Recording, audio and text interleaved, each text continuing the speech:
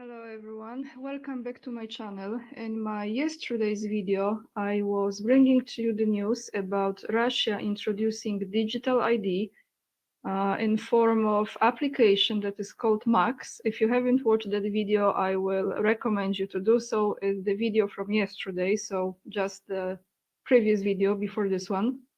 And I would like to continue on that topic today as far as the digital ID. My thoughts about it. Several other videos I have prepared for you in the topic of the next stages, what in my opinion are going to be presented to humanity as far as this project goes. And as you know, this has been in the making and the plans for a very, very, very long time. So this will be the big part of this video, probably more than 60% of this video will be dedicated to it. And then I want to bring to your attention a dramatic situation that is affecting Polish farmers. I will be showing to you what's going on with Polish farmers and how desperate they are at this moment, what's going on. So I will show this to you later on, as well as I will be reading to you part of the letter that Polish President Karol Nawrocki has written to Ursula von der Leyen. As you know, I call her Ursula the Witch. And it's about his position, Poland's position on the relocation of migrants. And I will address that as well and my thoughts on that. So let me go back to that video that I have posted yesterday, because there is a comment. There were a lot of comments from you guys, so thank you so much for leaving them. But I really want to read one from someone who lives in Russia. And I'm not sure if I actually have met you in person, Ian. This is the name of the person right here. Ian Nottingham. If I met you when I was visiting Moscow, I think you were with your wife. I think it was you. If not, then thank you for your comment anyway. I actually met quite a number of my viewers when I was in Moscow, so it was interesting to be recognized there by many of you. And quite a number of the people who recognized me were actually not Russians, were foreigners who were traveling to Russia. But let's go to this comment. As you can see it on the screen, it's right here. And I gave it a like, a heart. So let me read you the response from one of you who lives in Russia at this moment about my video that was about Russia introducing digital ID. You finally starting to see our government's true face, Anya. Just one thing, my name is Anya with I, not Y. It is very different when you start to live here and pay attention what's being done instead of what's being told in the media. I listen to all these other foreign analysts thinking, you guys have no idea what's happening here for real. They idolize Russia, just as you said. The fact that you speak about these issues prove you are a real one. Thank you for that, but let's get to the essence of your comment as well. Regarding this Max app, not only it collects all your data, but the company that made this app is a private entity. They can sell your data to other organizations and we wouldn't even know. It's good that most Russians are boycotting this app, at least for now. The worst is yet to come, as not only digital ID, but digital currency is pushed. And on the top of that, we also have uncontrolled illegal migration that rapidly reaches its critical point. The fact that Russia, despite being basically at war with the US and the EU through Ukraine, is still a member of HWO and IOM tells a lot. You see, I didn't know that they are still a member of WHO. They are all in this together and we common people stuck in the middle of it. So let me address a few things here, just a moment. As far as digital currency, actually, I remember, and I think I recorded a video about this almost 2 years ago already. for sure more than a year and a half ago. I think about 2 years ago, about digital ruble. So if you're referring to that, yes, I've heard about it. But thank you for mentioning this, because I didn't know that Russia is still a member of WHO. I'm not idolizing United States at all. You know, I don't. I'm trying to be very objective, and I lived in US, so I have a little bit more experience, and I can talk with a little bit more experience about US than about Russia, because I never lived in Russia. I just visited Russia. But as you know, US withdrew from WHO. So thank you for your comment. Now let me take you guys to what I have prepared for you. So what is really the ultimate vision for all of this? I will be playing a number of videos for you, and I think what they are doing, they are implementing the big picture in small steps, in small stages. However, it's speeding up pretty fast, because we start with the digital ID that, let's say in this case, is, for example, on the application on your phone or on your computer, whatever you choose. Some phones, like I said, that are going to be sold in Russia, just using this as an example, will already have that application installed in it. So you pretty much cannot get rid of it, I think. You just have it there, and maybe you cannot even use your phone if you don't start with setting up this application. That's what I'm thinking, and I'm not very tech savvy, so it's just my common sense thinking about it. But let's say this is the first step. Then ultimately, you can go to, you don't have a phone, you have something that is injected in your body, and you just scan your hand, your wrist, whatever it is, whatever you choose to have it, usually in the hand. Like, for example, people did it, and I'm sure a lot of you heard about it, in Sweden.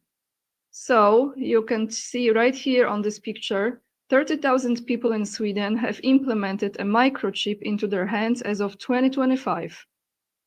The new technology allows them to unlock doors, make payments, and replace IDs. So you see, this is the next step. So first is the digital ID. Then you have this form of digital ID, that is, the device is in you, is not additional, is not an object that you have to carry. You carry the ID. So let's read this. Recent news reports indicate that up to 30,000 Swedes have voluntarily, well, they can still choose if that's the case, implemented microchips in their hands. This practice, which began around 2015, so 10 years ago, allows them to use the chips to replace key cards, tickets, and credit cards with a wave of the hand. The microchips are not a government mandate, but a result of a biohacking trend driven by a tech-forward culture and widespread adoption of a cashless society. So this is, again, an example of saying, let me just close this. It's an example of saying it just makes your life easier, right? Like, makes your life easier, and it's not mandatory yet, but ultimately I think this could be mandatory. Very much, very, very possible this could be mandatory. Now let me take you to a video that is an older video, but is presenting to you this big picture. As I said yesterday, I am leaning to this belief that all those countries that exist on planet Earth at this moment are in this together. So let's take a listen to an older video. Someone here will be explaining what is the big picture and how they are going to go about it. And I'm sure a lot of those things you already heard, but this is a good summary that explains to those who are not aware and who still think that digital ID is a good idea.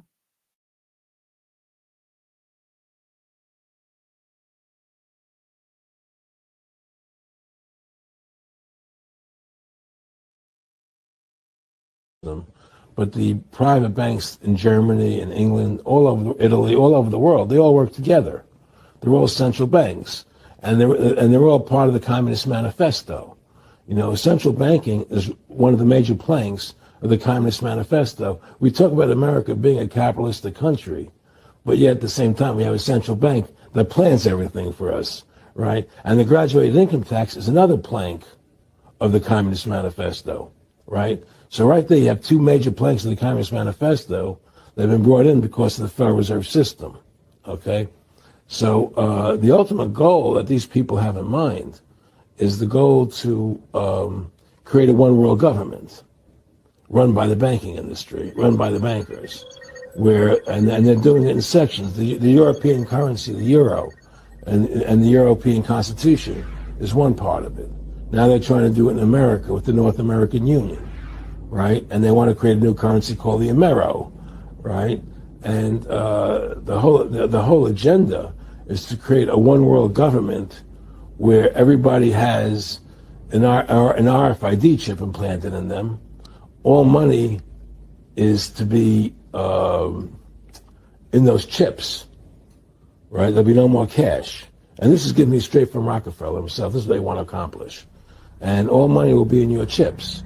And so instead of having cash, anytime you have money in your chip, they can take out whatever they want to take out whenever they want to. If they say you owe us this much money in taxes, they just deduct it out of your chip digitally. Total control. Total control. And if you're like me or you, and you're protesting what they're doing, they can just turn off your chip system. But the private banks in Germany and England, all over Italy, all over the world, they all work together.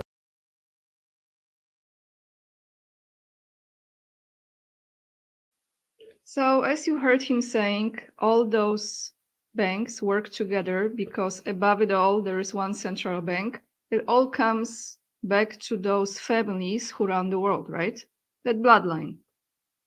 And ultimately, above those families, to that race, those creatures, those beings, whoever it is, whatever it is, that are energized, but by that type of energy that is coming from fear, control, wars, etc.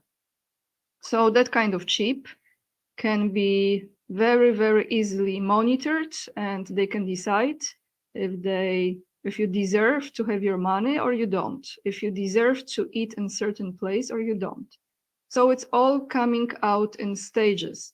But ultimately, what is the goal? Ultimately, at the end of this journey is transhumanism, meaning we don't exist any longer as a human race, as a humankind, because the AI, that's where it's heading, is taking over.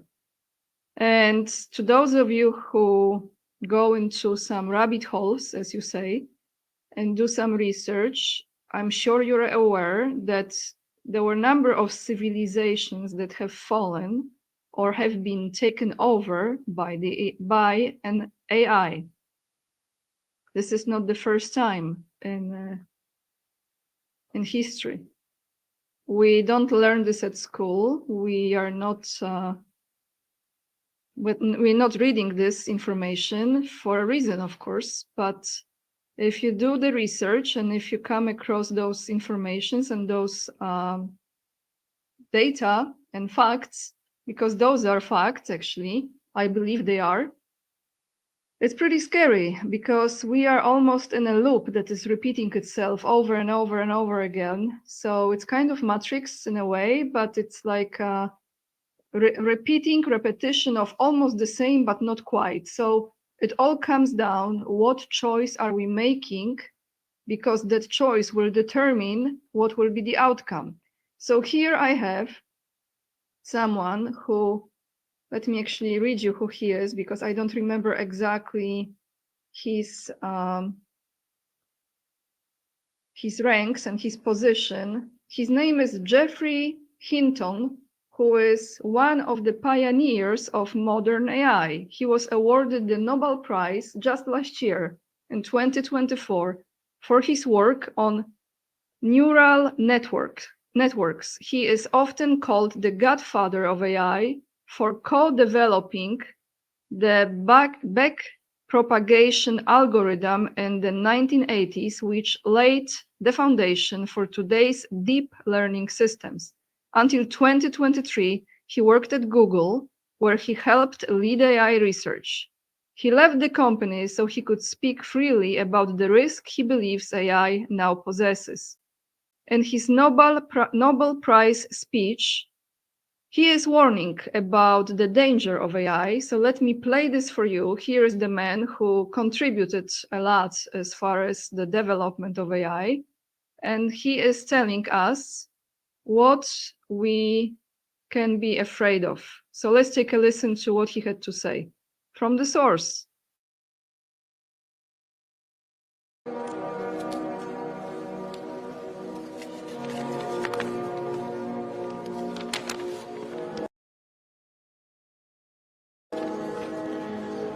Your Majesties, Your Royal Highnesses, Excellencies, dear laureates, ladies and gentlemen. This year, the Nobel Committees in Physics and Chemistry have recognized the dramatic progress being made in a new form of artificial intelligence that uses artificial neural networks to learn how to solve difficult computational problems. This new form of AI excels at modeling human intuition rather than human reasoning, and it will enable us to create highly intelligent and knowledgeable assistants who will increase productivity in almost all industries. If the benefits of the increased productivity can be shared equally, it will be a wonderful advance for all humanity. Unfortunately, the rapid progress in AI comes with many short-term risks. It has already created divisive echo chambers by offering people content that makes them indignant.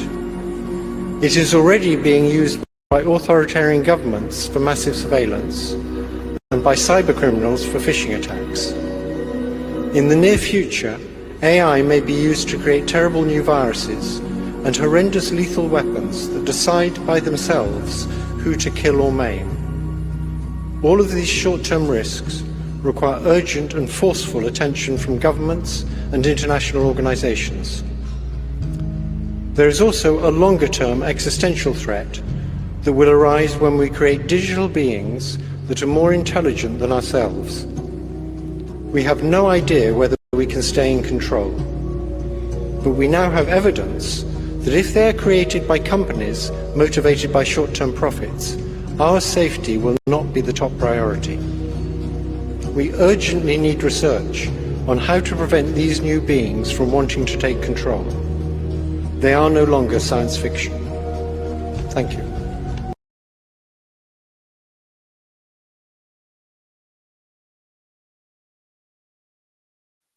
So here is exactly what's at stake. So when I'm talking about the digital ID, it's just one of the steps that are ultimately heading towards this finish line. Because truly, this will be a finish line for humanity, and it's really up to us how obedient we are as far as saying yes to it or rejecting it. As he said, that our safety will not be the priority because, you know, the greed, the power hungry, all those creatures that operate in the human flesh, they look like humans, but they are really not, who run many of those companies who want to make profits, quick money. Those will be the companies that will be reducing the jobs, the employment. They will be removing people and replacing them with robots, right? Just to put in a simple words, with artificial intelligence, with robots, etc. So less people, more machines, and then what is the purpose of the human being, right? You become less and less significant. What is your purpose? And you become a meat, you become a cattle, I don't know, but on that note, let me show you what's going on in Poland, because it's something very, very disturbing. And I will show you the picture of a place. 1 second, guys. You can see right here, this will be a video showing you, recorded by one of the farmers who is in desperate situation. This is a field with red pepper, as you can see right here. And he is showing his property, his field. And it's full grown, healthy, ready to take. He was not using any GMO, none of that, so very healthy. Unfortunately, the size of it is about, let me just close this. The size of it is about 49 acres. So this is like 20 hectares in Polish, and about 49 acres in US. So he was desperate to sell it, but the prices to sell it are so low that it just does not make any sense at all. He's not making hardly any money on this. So he's offering this to people to come and pick it up for free. And I want to show you this person. He will be saying a few words here. I will be reading this for you guys. He is giving the address. People can come to this place and pick up the pepper themselves.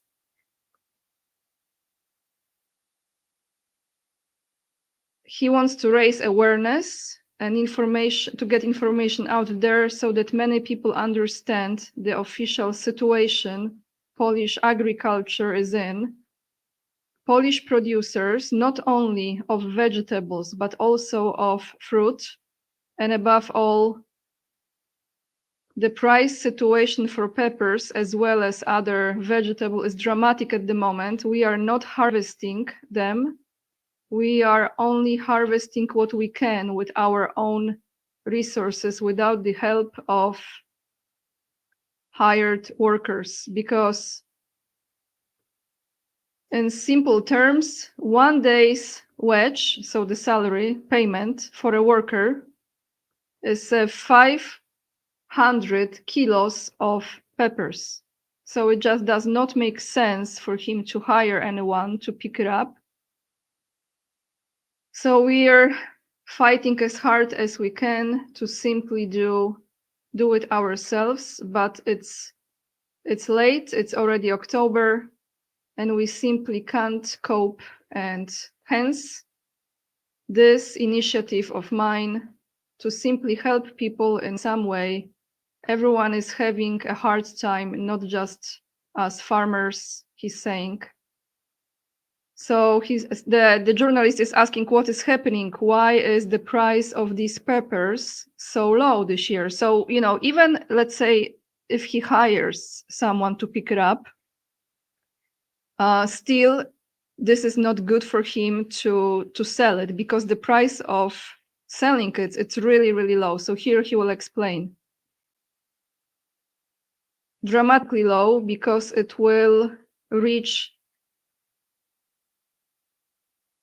6,080 grams, 60 groszy, 60 groszy, 60 groszy, which is like, you know, have złoty and groszy, like you have dollars and cents. So this is like 60 groszy.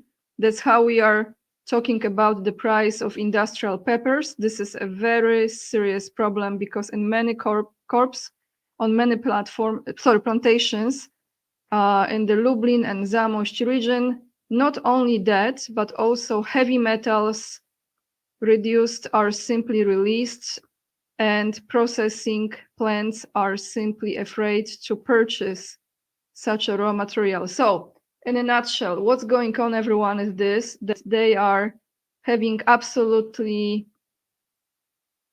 enormous difficulties at this moment with selling their produce. And here is another image. I've came across a number of those. Here is another image. Let me just plug my computer today. Sorry, guys. Okay, here is another person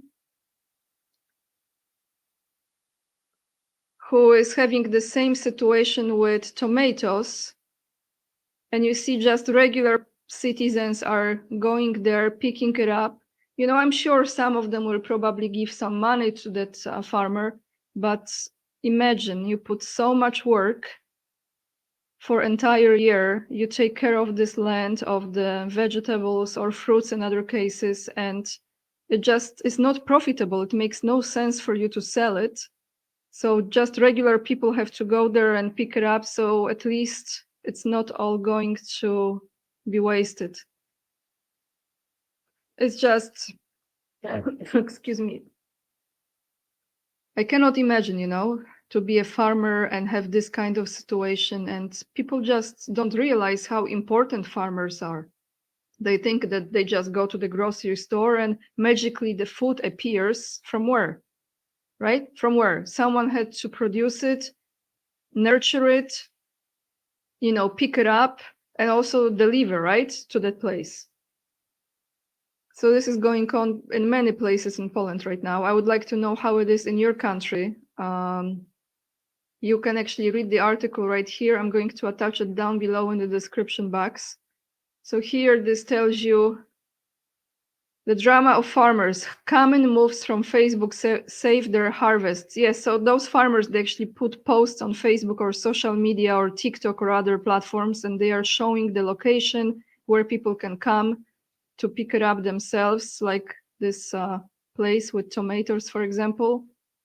And this is really, really bad situation.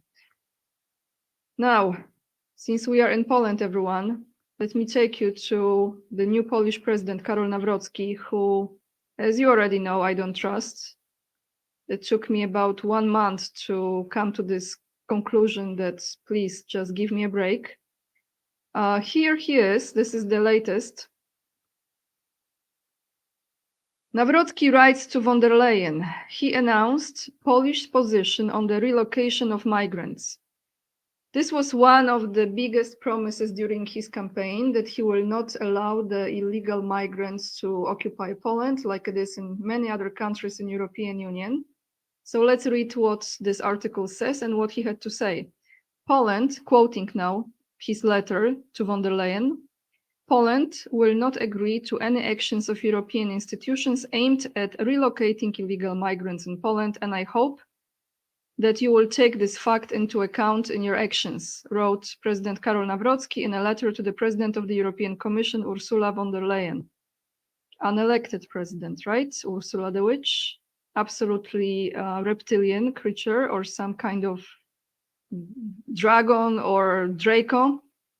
The letter to Ursula von der Leyen was sent on Tuesday, October 7th. President Karol Nawrocki emphasizes that for over 4 years, Polish eastern border has been subjected to constant migratory pressure controlled by the Moscow regime with the use of the Belarusian state and special services. He also points out that due to the current situation, the state allocates significant resources to guarantee the security of the EU eastern border and takes on the costs of supporting war refugees from Ukraine.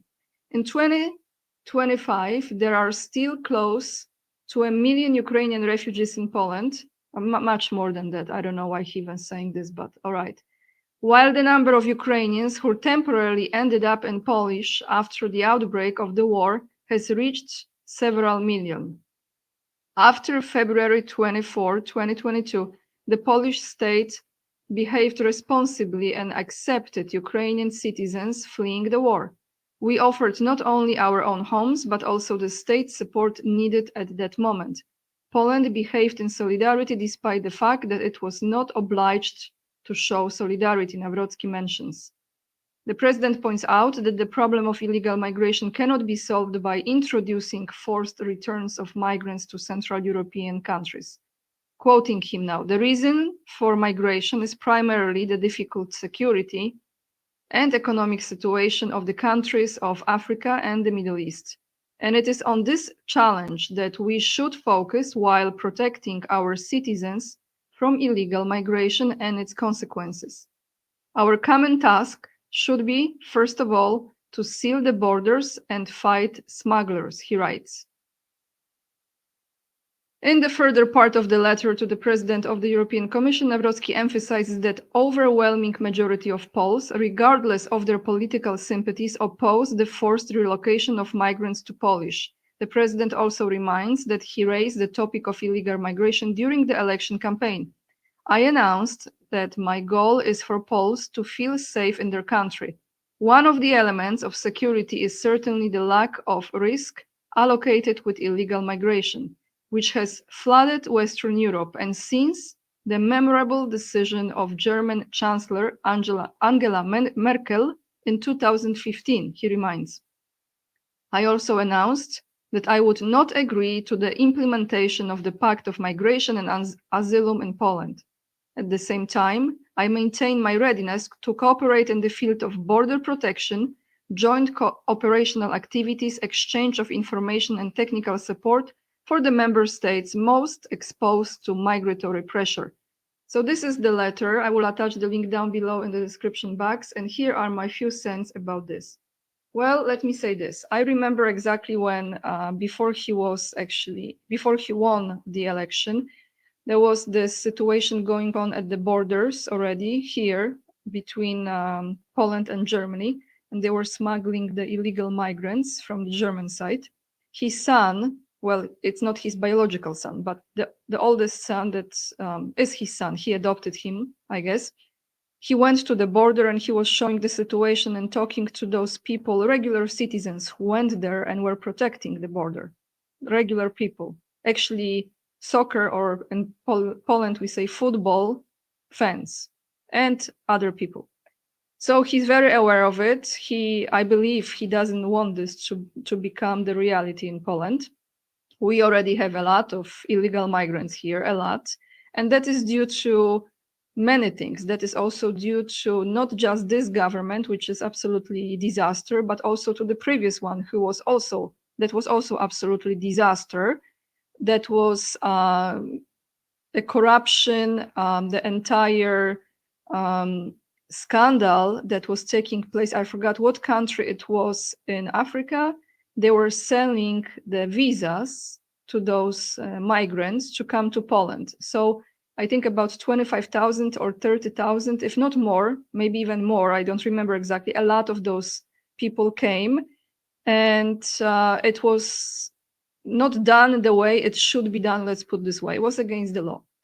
Besides the aspect that they were smuggling the illegal migrants here as well. So we have them, guys. Let's just face it. We have it. Then if you hear like, oh, Poland has no problem with illegal migration. Yes, we already have. It's not on the same scale as it's in many other countries, but we already have it here as well. And I told you about crimes that have been committed as well. Again, not on the same scale, but there have been. What he's gonna do, I really don't know. This is just the letter. We see how it goes. I know one thing, that the thing he promised he will not sign, and that is regarding support, social support for Ukrainian refugees that are not working in Poland, that are just residing here. I think he signed. He literally signed it. So they just tweak the document a little bit, put this and that there. The drones were flying, and he was absolutely certain those were Russian drones, and Russia is invading Poland, right? And in the meantime, he signed this document. So do I believe him? Absolutely, I don't. But we see how this goes, because if he allows this illegal migration, and if he will actually lead Hanukkah, that's another thing. If he will lead Hanukkah in December in Polish parliament, I think majority of Polish people who voted for him will be done. So everyone is now waiting what Polish president is going to do when there is this Jewish holiday in December. And I know many of you remember one of the Polish MPs, Grzegorz Braun, who was using the fire extinguisher in Polish parliament when they lit up that Hanukkah. I think you remember that moment. So now it's his turn. Is he going to lit those candles or he's not? That will be another test, because other test he already failed. We see how this one goes, and we see how the illegal migration situation goes, because not trusting anyone at all at this point. Absolutely. I think they are all in cahoots, and it's just playing the game to have to postpone the reaction from the regular citizens, because if the regular people will stand up and take care into their own hands, take things into their own hands, they don't have that much power anymore. I mean, they can kill some people using the military, but at the end of the day, some people in military will not be killing the brother, right? Some will refuse. So I know I'm painting like a really drastic picture here, but at the end of the day, we the people have the power. The illusion is they train us to think that they do, but they are nothing and nobody without people at the end of the day. So thank you so much, guys, for listening to my little spiel at the end of the video. Let me know what you think about all of this, what I was bringing to you today. And I will attach, as always, the links down below. When you scroll down under the video, you'll find it in the description box.